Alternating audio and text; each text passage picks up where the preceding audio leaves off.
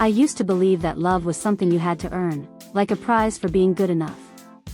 But growing up in my family taught me that sometimes, love isn't given, no matter how hard you try. My name is Sophie Miller, and for most of my life, I was the child nobody wanted. At least, that's how it felt. The beginning. I was born in a small town in Oregon, the third of 3 children. My brother, Jason, was the golden boy, athletic, confident, always the center of attention. My sister, Lily, was the darling, artistic, charming, and endlessly adored. And me? I was the accident. My mother never hid it. She'd say things like, "You were our little surprise, Sophie." But her tone always carried a weight, a pause that made surprise sound more like mistake. My father was polite but distant, the kind of man who'd pat your shoulder instead of hugging you. When he came home from work, he'd ask Lily about her art class or Jason about football. When it was my turn, he'd just say, "You're quiet today, sophomore, keep helping your mom, okay?" I was always helping. Folding laundry, washing dishes, cleaning rooms I didn't mess up. That was my role, to make space for everyone else. Before I tell you how everything changed, and how my story turned from rejection to redemption, please subscribe. Because sometimes, the people who are forgotten end up being the ones who are finally heard. Growing up invisible. At school, I wasn't popular, but I wasn't bullied either. I was simply invisible. Teachers liked me because I never caused trouble. Friends came and went, mostly because I never learned how to ask anyone to stay. Birthdays were the hardest. When Jason turned 16, my parents threw him a huge party, rented a hall, invited half the town. When Lily turned 16, she got a camera and a weekend trip to the coast. When I turned 16, my mom forgot until the next morning. She laughed it off, saying, "Oh, honey, we've been so busy. Let's do something next weekend." Next weekend never came. I remember sitting on the back porch that night, looking at the stars, trying not to cry. Somewhere deep inside, I promised myself that one day, I'd matter. One day, someone would see me. Leaving home. By the time I graduated, I had saved enough from part-time jobs to leave. No one tried to stop me. When I told my parents I'd been accepted to a small college in California, my mother just said, "That's far. Well, take care of yourself." Jason got a family dinner when he left for college. Lily got a going-away scrapbook filled with notes and photos. I got a wave from the driveway. It hurt, more than I ever admitted. But that pain became fuel. College wasn't easy. I was shy, broke, and constantly doubting myself. But I loved writing. It was the only place where I could be fully honest, where I could bleed without being seen bleeding. I started a blog. Just quiet posts about family, loneliness, and what it feels like to want love that never comes. At first, no one read them. Then, one night, a post I wrote, titled "The Child Nobody Picked," got shared. Within a week, it had over 100,000 views. The post that changed everything. I still remember the exact moment I realized my story had gone viral. I was in the campus library when my phone started vibrating non-stop. Emails, comments, messages from strangers. "Your story made me cry. I thought I was the only one who felt this way. Thank you for saying what I never could." For the first time in my life, people were listening. My pain, the thing I'd hidden my whole life, had become my voice. I was terrified at first. What if my family saw it? What if they recognized themselves in my words? But a part of me didn't care anymore. Because I hadn't written it to shame them, I'd written it to survive them. The family reaction. It didn't take long before they found out. A week later, my sister called. Her voice was tight. "Sophie, Mom's really upset. Why would you post something like that for everyone to see?" I didn't use names, I said quietly. "People know who you are," she snapped. "You made us look like monsters." Then came my father's email. This is unfair, Sophie. You've exaggerated things that happened years ago. Family matters should stay private. Private. That word hit hard. Because keeping things private was exactly how the silence had always survived. The turning point. The backlash should have broken me. But instead, it did something else. It freed me. For the first time, I didn't apologize for how I felt. I didn't delete the post. I didn't shrink back into silence. Because hundreds of people had commented with their own stories. People who had been neglected, rejected, dismissed. We weren't alone anymore. We were seen. And somehow, that felt like healing. The interview. A month later, a journalist reached out. She wanted to interview me for an online magazine about childhood neglect and emotional abuse. I hesitated. Was I ready to talk openly, not just as a blogger, but as Sophie Miller, the unwanted child who finally spoke up? But something in me said yes. The interview went live a week later under the title, "The Invisible Daughter: How One Woman's Words Started a Global Conversation." It went viral again, this time, everywhere. TV shows. Podcasts. Panels. I was invited to speak at conferences, to share my story with people who had lived in the same kind of silence I grew up in. The call. 2 months later, I got a call I never expected. It was my mother. I hadn't heard her voice in nearly a year. She said softly, "Your article." I read it. "I didn't realize how much pain you carried." There was a long pause. Then she whispered, "I'm so sorry, Sophie." For a moment, I couldn't speak. All those years of distance, all that silence, and now, her voice was trembling like a confession. "I never meant to make you feel unwanted," she said. "I just didn't know how to love you the way you needed." And for the first time, I believed her. The reunion and the healing. When my mother apologized, I didn't know what to say. There were 1,000 versions of me inside, the little girl who cried quietly in her room, the teenager who felt invisible at her own birthday, the woman who wrote to heal. All of them wanted different things. One wanted to scream. One wanted to run. But the oldest, calmest part of me, the one who'd found her voice through pain, whispered, "Listen." So, I did. The invitation. A week later, she called again. "Your father and we'd like to see you. Maybe you could come home for a few days?" Home. That word felt strange on my tongue, like something I'd outgrown but still remembered. After a few days of hesitation, I said yes. Not because I was ready to forgive, but because I wanted to understand. When I told my readers I'd be visiting my family, the comments were overwhelming. "You're brave. Closure doesn't always mean reconciliation. Whatever happens, protect your peace." Their words felt like armor. Before I tell you what happened when I went back, please subscribe.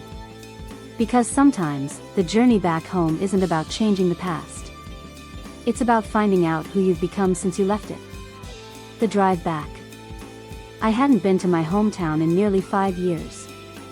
The drive took 6 hours, but it felt longer, like I was traveling through time. The mountains I'd once seen through the school bus window were still there.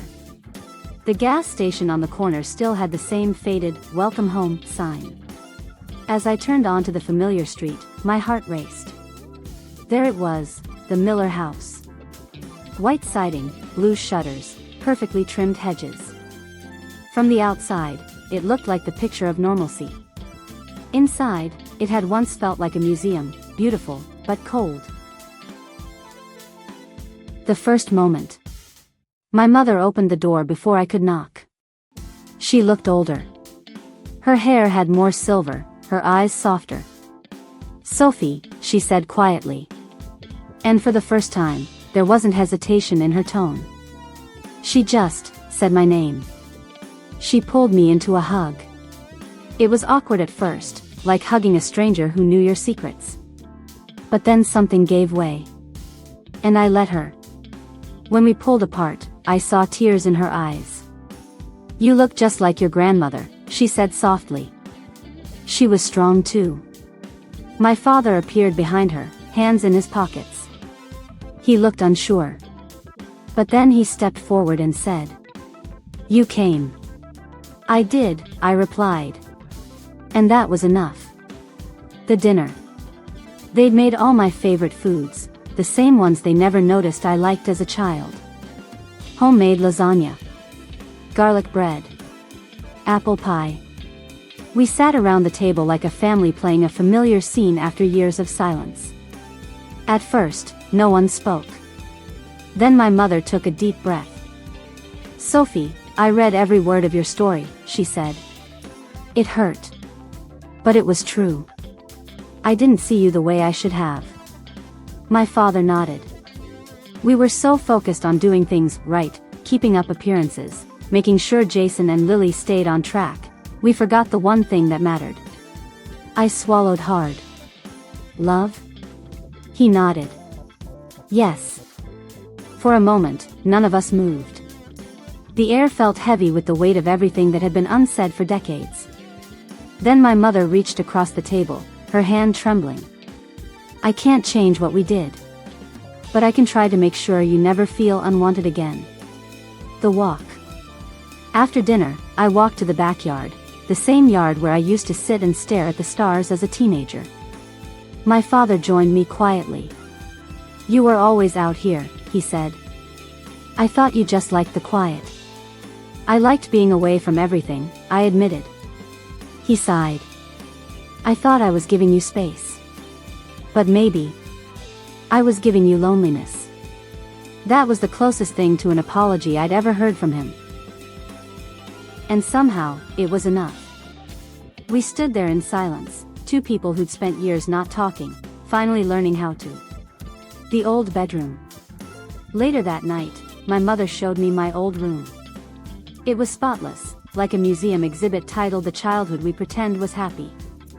The walls were still pale blue. The bookshelf still had my old journals, the ones I'd filled before I discovered the courage to post them online. She picked one up, opened it, and smiled sadly. "You were writing even then," she said. "I should have known you were telling the truth all along." Tears welled up in my eyes. "You didn't want to see it," I said softly. She nodded. "I was scared. Your words made me see myself, and I didn't like what I saw." That night, I cried for both of us. For the years lost, the love delayed, the understanding that came too late, but at least came at all. The viral turn. When I got back to my hotel that night, I opened my laptop. I hadn't written in weeks, but something inside me needed to speak. So I typed a new post titled, "The Visit." I wrote, "Forgiveness doesn't erase the pain. It just reminds you that you've grown strong enough to carry it differently." The post went viral again, but this time, the comments were full of something new. "This gives me hope. Maybe one day my mom will read my story too. Thank you for showing that healing isn't weakness, it's courage." The second call. The next morning, I got another call, this time from my sister, Lily. "I read your new post," she said. "It made me cry." "You okay?" I asked. "Yeah," she sniffed. "I think I understand you better now." I was so wrapped up in being the favorite that I didn't see how unfair it was. Her voice cracked. "You didn't deserve that, sophomore. None of it." I closed my eyes, letting the words sink in. Because sometimes, an apology doesn't come from the person you expect, but it still heals something broken. If you've ever felt like the forgotten one, don't give up. Because one day, your silence might become someone else's strength. Please subscribe if you believe that even the most unwanted stories can find love again. Full circle. Before I left town, my mother gave me a small box. Inside was a silver locket, the same one my grandmother used to wear. "She gave this to me when I was your age," Mom said. "I think it belongs to you now." On the back were two words, "You matter." I cried. Not the loud, angry kind, but the quiet, trembling kind that comes when your heart finally believes something true. For the first time in my life, I felt wanted. The epilogue. That was 2 years ago. Today, I run a nonprofit called The Unseen Project, helping young adults share their stories through writing and art. We've helped thousands find their voices, the way I once found mine. My parents volunteer sometimes, helping with events. My mother runs the hospitality table. My father helps with funding and logistics. Sometimes, when I see them together, proud, smiling, changed, I realize that maybe the story was never about being unwanted.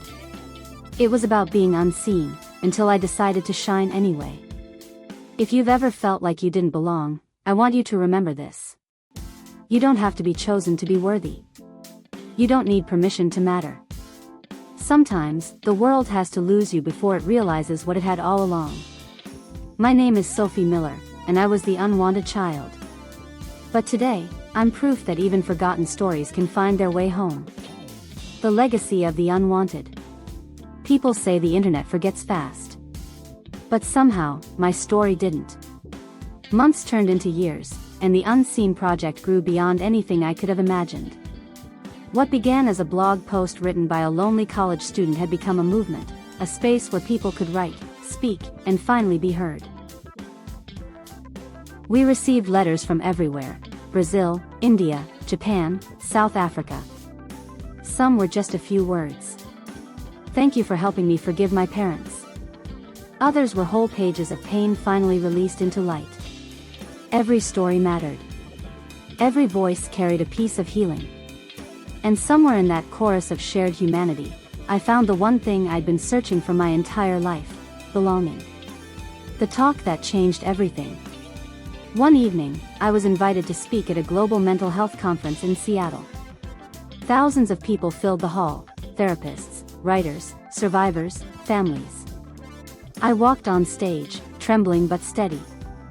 The host introduced me as Sophie Miller, founder of the Unseen Project, author of The Child Nobody Picked, and advocate for emotional healing. As the applause faded, I looked out at the faces before me, strangers, yet somehow, home. When I wrote my story, I wasn't trying to be brave. I was trying to survive. I thought if I could put the pain into words, maybe it would hurt less. What I didn't realize was that my story would become a mirror, one that showed thousands of people their own reflection. The room was silent. Every pair of eyes fixed on me. We grow up thinking love is something that's given to us, I continued. But sometimes, love is something we create, by choosing to show compassion even when no one showed it to us first. When I finished, the crowd stood up. Some clapped. Some cried. And for a moment, I felt something I'd never felt before: not validation, not fame, but purpose. Before I tell you what happened when my parents joined me on stage that night, please subscribe. Because some stories don't end where they begin where healing finally takes root. The surprise. As I stepped off the stage, I saw them, my parents, standing near the exit. They hadn't told me they were coming. My mother had tears streaming down her face. My father looked like a man who'd seen a miracle and didn't know how to describe it. They hugged me, both of them, at once, the way they never had when I was a child. "You were incredible," Mom whispered. "You made us proud," Dad added quietly. "You always did. We just didn't see it." For the first time, I didn't need to correct him. Because now, they did see it. The Family Project. A few months later, I invited my parents to join the Unseen Project as volunteers. They agreed without hesitation. My mother started running workshops for parents who wanted to reconnect with their estranged children. She'd say things like, "I learned the hard way that silence is not love. Listening is." My father helped young adults with financial literacy, teaching them the things he wished he'd taught me. At the end of every session, he'd quietly add, "And remember, your worth isn't in your paycheck. It's in your peace." Sometimes, I'd watch them from across the room, surrounded by people who once felt as unwanted as I had. And it struck me, This was redemption, not just for me, but for them too. The letter. One afternoon, I found an envelope on my desk. Inside was a handwritten letter from my mother. It read, "Dear Sophie, I used to think parenting was about shaping children into something we understood. But you taught me it's about understanding what they already are. I'm sorry for every time I made you feel like less than enough. You were never unwanted, just unseen by eyes that didn't yet know how to look. Thank you for teaching me to see. Love, Mom." I sat there, reading it over and over, tears spilling silently onto the page. Because sometimes, the apology you stop waiting for finally finds you when your heart is ready to receive it. The documentary. A year later, a filmmaker reached out about creating a short documentary on the Unseen project. They wanted to feature families who'd healed through storytelling, including mine. Filming was emotional. They asked my parents to describe what had changed. My father said, "We didn't realize silence could be cruel. Sophie taught us that love has a language, and it's spoken through listening." My mother added, "We thought our story ended when she left home.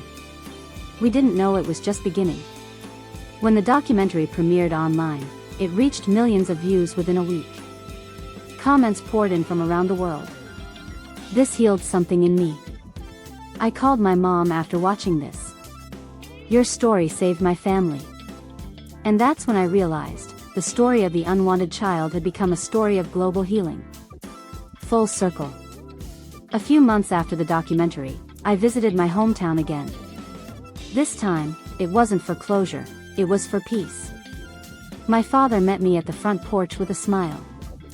My mother brought out fresh lemonade, just like she used to for Jason and Lily. And for the first time, I felt what I had always wanted to feel in that house, warmth. Later that evening, we sat outside under the stars. My mother leaned her head on my father's shoulder. The same backyard where I once cried alone now echoed with laughter and gentle conversation. And I realized, the girl who once felt unwanted had built a home not of walls, but of hearts. If you've ever been the forgotten one, the unwanted one, the invisible one, please remember this. You were never the problem. Some people just needed time to learn how to see you. Don't hide your story out of fear. Because one day, your story might be the light someone else needs to find their way out of the dark. My name is Sophie Miller, and I was the unwanted child. But my story went viral, not because of pain, but because of hope. If you believe in second chances, forgiveness, and the power of being seen, subscribe. Because maybe your story deserves to be told next. Homecoming, 10 years later. 10 years. That's how long it had been since I first pressed publish on the child nobody picked. A decade since I turned pain into words, and words into light. The world had changed. I had changed. But every now and then, I'd still think about that small Oregon town, and the girl who once felt like she didn't belong there. I wasn't running from her anymore. I was ready to go home. The invitation. The letter came on a cold February morning.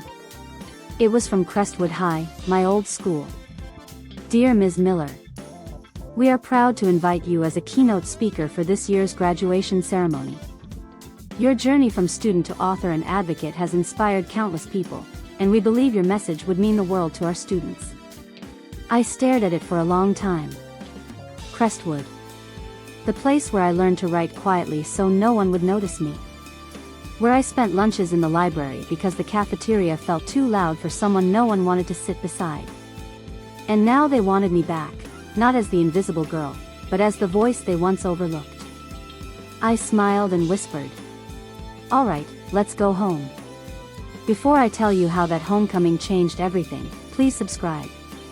Because sometimes, life gives you the ending you wished for, just when you've stopped needing it. The return. When I arrived in Crestwood, it felt smaller, or maybe I'd just grown. The same bookstore still stood on Main Street, its windows stacked with paperbacks and a sign that read Local Author Event, Sophie Miller, The Unseen Story.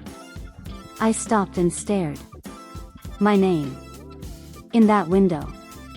In the same town that once made me feel invisible. Inside, the store owner recognized me immediately. Sophie Miller. Oh, we've been waiting for you. Your books fly off the shelves here. The students love you. I smiled politely, trying not to cry. Because a part of me wanted to tell that younger version of myself, the one who used to wander these aisles in silence, they'll read your words one day. The school auditorium. When I walked into the Crestwood auditorium, the students were already waiting. Hundreds of them, laughing, talking, taking pictures. The principal, Mr. Alvarez, the same one who used to scold me for skipping gym, greeted me with a warm handshake. Sophie, it's good to see you again. You've made us all proud. I looked around the room, the banners, the stage, the blue and gold curtains, all unchanged. Only I was different. When I stepped up to the microphone, the chatter died instantly. The speech. 10 years ago, I sat in this very room, right about there in the third row, and I remember thinking, no one even knows I'm here. I didn't know that one day, that feeling would become the beginning of everything. The students leaned forward. Teachers listened quietly. I wasn't the top student, or the popular one, or even the one people remembered after graduation. But I was observant. I saw things others didn't. I noticed the kids who sat alone, the ones who smiled when they were hurting, the ones who thought no one would ever notice their effort. I paused, scanning the room, and caught the eyes of a girl sitting near the back, head down, hands folded nervously. I smiled at her. To that girl, and to anyone who's ever felt unwanted, I want you to know this. You are not invisible. You are not unworthy. Sometimes, the people who make the least noise are carrying the loudest dreams. There was silence, the kind that hums with feeling. When I was your age, I wanted my family to see me. But what I didn't realize was that life was waiting for me to see myself first. The students began to clap. The applause built like a wave until the whole room was standing. For the first time, I felt seen, not as the unwanted child, but as the woman who turned her pain into purpose. The reunion after the speech. After the ceremony, I found my parents in the crowd. They'd come too, quietly, proudly, standing near the back just like they always used to. But this time, they weren't distant. My father walked up first, smiling through tears. We used to sit right there, he said, pointing at the corner seats. If only we'd known what that girl would become. My mother hugged me tightly. You gave your younger self the ending she deserved, she whispered. And I realized. I had. The book signing. That evening, I hosted a small signing at the local bookstore. People from town lined up, old teachers, neighbors, even a few of my former classmates. One woman, a mother in her 40s, came up to me holding my book with trembling hands. My daughter showed me your blog years ago, she said. It made me realize I wasn't really seeing her. We went to therapy together. We talk now. Thank you. I signed her copy and smiled. That means more to me than any award ever could. Because that was the point, not to be famous, but to make unseen people visible again. The museum wall. Before leaving town, I stopped by the small local museum, a modest building filled with community history. And there, among photos of pioneers and hometown heroes, was a new addition. A framed plaque titled Voices That Changed Crestwood. Underneath my picture were the words. Sophie Miller, writer, advocate, and founder of the Unseen Project. Proof that even the quietest voices can echo across the world. I stood there in silence, hand over my heart. The unwanted child had become a story worth remembering. I used to think being unwanted meant I was unlovable. But life has a way of proving otherwise, of turning rejection into redirection, silence into story, pain into purpose. The people who once overlooked me now work beside me. The home that once felt empty now feels healed. And the child who once whispered her truth into the dark now speaks it for millions to hear. My name is Sophie Miller. I was the unwanted child. But now, I'm simply me. If this story touched your heart, please subscribe. Because somewhere out there, another quiet soul is waiting to hear that they matter too.